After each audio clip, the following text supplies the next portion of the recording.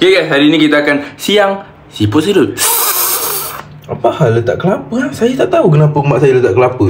Yang tahu komen Gaul dengan kelapa parut guys, untuk hilangkan lendir dia ni. Yang tadi itulah yang kelapa tu. Petua-petua untuk hilangkan hanyir siput sedut. Kalau dia kecil, kita ambil 3, bagi besar sikit. 1, 2, 3. Okay. Macam tu, nampak?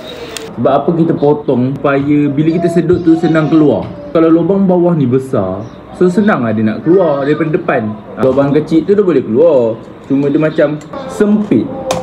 Benda tu besar, gemuk, lepas tu kau sedut. Bila kau sedut, ruang tu akan jadi kecil, sempit. So dia akan sangkut, cuk. Macam tu. Kalau ruang dia besar, kau sedut, sup, terus masuk. Nampak macam tu lah. Perumpamaan. Sekejap lagi kita akan masak dia. Masak lomak cili api.